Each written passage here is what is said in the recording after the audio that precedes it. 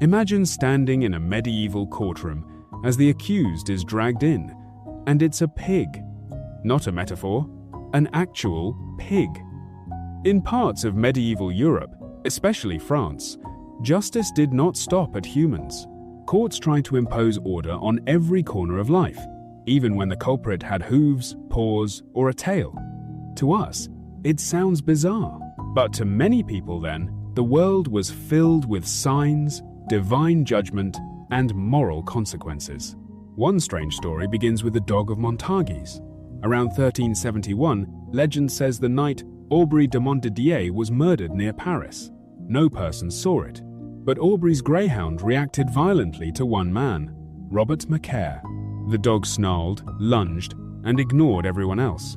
King Charles V supposedly saw more than instinct and ordered trial by combat between Macaire and the dog.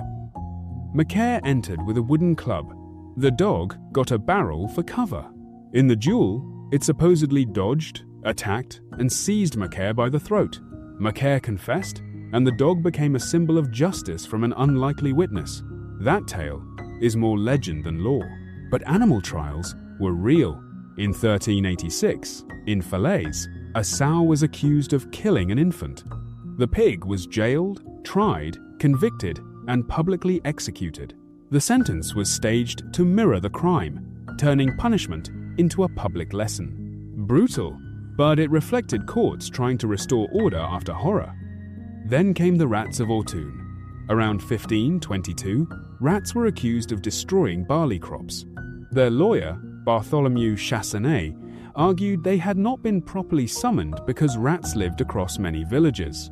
When summonses were read more widely and the rats still failed to appear, he argued the roads were unsafe because of cats. Without safe passage, how could they attend court? The case stalled. The rats, in effect, escaped judgment.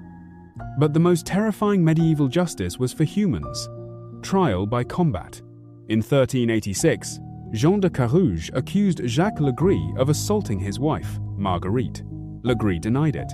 With no clear proof, the court allowed a duel. The belief was deadly. God would not let the innocent lose. The men fought in armor before a crowd. If Carouges lost, Marguerite could be burned for false witness. Carouges killed Legris, and by the age's logic, God had spoken. These courts seem strange now, but they reveal a world desperate for certainty. Sometimes the verdict came from a lawyer's argument, sometimes from a sword, and sometimes from the teeth of a dog.